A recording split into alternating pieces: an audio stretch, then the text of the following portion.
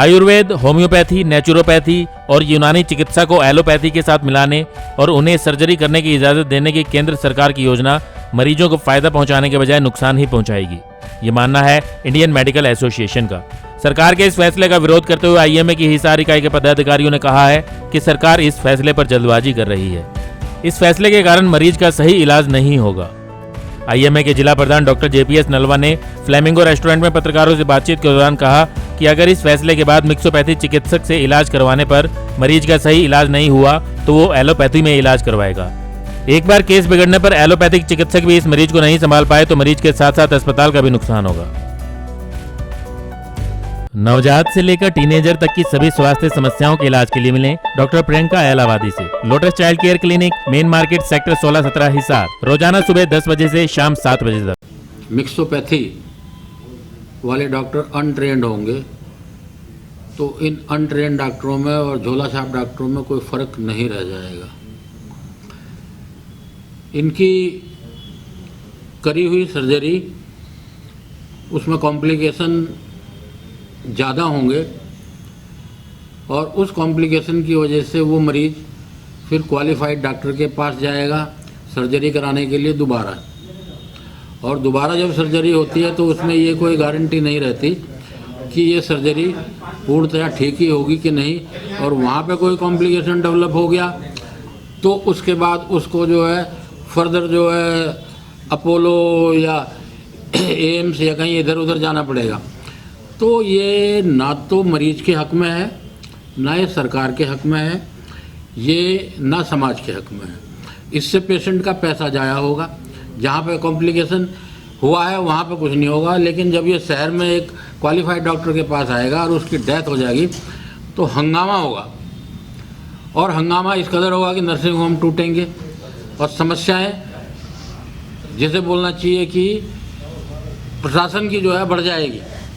अभी समस्याएं कम नहीं है, क्वालिफाइड डॉक्टर होने के बाद भी समस्याएं होती हैं, तो इनके बाद जिनकी डेथ आगे शहर के अंदर होगी उनसे समाज में जो है अव्यवस्था फैल जाएगी, डॉक्टरों के प्रति जो है अविश्वास पैदा हो जाएगा। इसलिए ये मिक्सोपैथी को मिक्सोपैथी ना बनाएं, ये सिस्टम को डेवलप करें, हर एक सिस्टम को अपने तरीके से अच्छे तरीके से डेवलप करें। पूर्व जिला प्रधान डॉक्टर आत्म प्रकाश सेतिया ने इस मौके पर कहा कि मिक्सोपैथी में अब तक रिसर्च ही नहीं हुई है कि आयुर्वेद, होम्योपैथी या एलोपैथी की दवाइयां एक साथ दी जाएंगी तो उसका मरीज पर कोई दुष्प्रभाव होगा या नहीं। ऐसे में बिना रिसर्च के मिक्सोपैथी से इलाज करना खतरनाक हो सकता है। सरकार ने चिकित्सकों की कमी दूर करने और हर व्यक्ति तक चिकित्सा सुविधाएं पहुंचाने के उद्देश्य से ये नई योजना बनाई है, लेकिन सरकार अपनी कमी छुपाने के लिए ये फैसला लागू कर रही है। सरकार गाँवों तक चिकित्सा क्षेत्र का इंफ्रास्ट्रक्चर पहुँचा नहीं पा रही है। बिना इंफ्रास्ट्रक्चर के तो मिक्सोपैथी के चिकित्सक भी गाँव में नहीं जाएंगे। देश में चिकित्सकों की कमी का झूठा रोना रोया जा रहा है। अलग अलग तरह की जो पैथीज हैं इनको आपस में मिलाना संभव नहीं है। ये हर एक हमें किसी पैथी का कोई विरोध नहीं है। आयुर्वेदा है, उसका बहुत गौरवशाली इतिहास है। हम चाहते हैं कि उसकी अपनी रिसर्च हो और उसका जो भी बेनिफिट है पेशेंट को दिया जाए, लेकिन आयुर्वेदा को एलोपैथी से मिक्स करना या होम्योपैथी को इंटीग्रेट करना एलोपैथी के साथ, ये ना तो साइंटिफिकली करेक्ट है और ना ही पेशेंट के हित में है। इससे सबसे ज़्यादा नुकसान पेशेंट्स को होने वाला है, और वो नुकसान क्या होगा कि अलग अलग तरह के जो सिस्टम हैं, वो होम्योपैथी हो, आयुर्वेदा हो, यूनानी हो, उनकी दवाइयों का और एलोपैथिक सिस्टम की दवाइयों का आपस में क्या असर होगा, एक दूसरे के अगेंस्ट क्या असर होगा, ये इस बात की कोई साइंटिफिक स्टडी नहीं हुई। अब एक ही व्यक्ति है, उसको पहले एलोपैथिक दवाई दी, फिर आयुर्वेदिक दवाई दे दी, उसी को होम्योपैथिक दवाई दे दी। 3 तरह की दवाइयाँ एक व्यक्ति के शरीर में जा रही हैं, तो वो क्या असर दिखाएंगे एक दूसरे के ऊपर। हो सकता है एक दूसरे का असर न्यूट्रलाइज कर दें या एक दूसरे के असर को, उसके साइड इफेक्ट्स को बढ़ा दें, तो उससे पेशेंट का अल्टीमेटली नुकसान होगा। ये बात भारत सरकार की और वो जो नीति आयोग के अंदर प्लानर्स हैं जिन्होंने के कमेटीज़ बनाई हैं इन सिस्टम को एलोपैथिक सिस्टम से इंटीग्रेट करने के लिए, उनकी समझ में नहीं आ रही। इंडियन मेडिकल एसोसिएशन पूरे भारत के अंदर पिछले 1 फरवरी से लगातार रिले हंगर स्ट्राइक पे है 50 प्लेसेस पे, इवन आई में हेडक्वार्टर पे। इससे पहले भी हम मिक्सोपैथी का विरोध कर चुके हैं, 2 महीने पहले भी। एक दिन पूरा दिन स्ट्राइक करी, एक दिन 2 घंटे की सांकेतिक स्ट्राइक करी, लेकिन भारत सरकार इस बात को ध्यान में, संज्ञान में नहीं ले रही, ना ही इसके लिए, इसको रोकने के लिए कोई इंस्ट्रक्शंस इशू कर रही। टू दी एक्सटेंट हमने प्राइम मिनिस्टर ऑफ इंडिया को भी अपना मेमोरेंडम दिया है, हेल्थ मिनिस्टर को भी मेमोरेंडम दिया है कि ये इन पैथीज का आपस में जो आप इंटीग्रेशन प्रोसेस आपने इनिशिएट की है, जिसके लिए आपने नीति आयोग ने 4 कमेटियां बनाई हैं कि एजुकेशन लेवल पे, पब्लिक हेल्थ के लेवल पे, साइंटिफिक लेवल पे और एडमिनिस्ट्रेटिव लेवल पे, इन सबको और क्लिनिकल लेवल पे किस तरह से इंटीग्रेट किया जा सकता है। तो ये ठीक नहीं है। दूसरी चीज़ जो आई है वो ये है कि जो आयुर्वेदिक सिस्टम के डॉक्टर्स हैं, ग्रेजुएट्स हैं आयुर्वेदा के, उनको मॉडर्न सर्जरी सिखाने के लिए एक CCIM की नोटिफिकेशन आई है, central council of Indian medicine की, 20 नवंबर 2020 को। उसके अंदर ये किया गया है कि आयुर्वेदाचार्य को मॉडर्न सर्जरी सिखाई जाएगी। उसके लिए कुछ प्रोसीजर्स हैं, 39 प्रोसीजर हैं जो कि जनरल सर्जरी में सिखाए जाएंगे, 19 प्रोसीजर हैं जो कि हेड एंड नेक की सर्जरी या ENT की सर्जरी में सिखाए जाएंगे। अब जिस डॉक्टर का बेसिस ही मॉडर्न मेडिसिन का नहीं है, उसको हम मॉडर्न मेडिसिन सिखाने जा रहे हैं। ये हमारे हिसाब से बिना अच्छी फाउंडेशन के अगर आप कोई भी बिल्डिंग बनाओगे, वो बिल्डिंग ज़्यादा टिकाऊ नहीं हो सकती। और मेडिकल साइंस में अगर इसको ट्रांसलेट करें तो इसका मतलब है कि कॉम्प्लिकेशन का इंसिडेंस बहुत ज़्यादा हो जाएगा। अब आप कहोगे ये ऐसा सरकार सब क्यों कर रही है? उसके पीछे 2 चीज़ें हैं। पहली चीज़ उनका कहने का है कि रूरल एरिया या रिमोट एरियाज़ के अंदर एलोपैथी के डॉक्टर्स जाना नहीं चाहते, दैट इज़ नंबर 1। दूसरा उनका कहना है कि डॉक्टर्स की शॉर्टेज है, तो इसलिए हम आयुर्वेदा के डॉक्टर्स को सर्जरी सिखा रहे हैं ताकि वो सर्जरी उन रिमोट एरियाज़ में कर लें और वो वहाँ चले जाएंगे। मैं कहना चाहूँगा ये दोनों ही भारत सरकार के मिसकंसेप्ट्स हैं। पहली बात, इस बात की कोई गारंटी नहीं है कि वो उस रूरल एरिया में जाएंगे।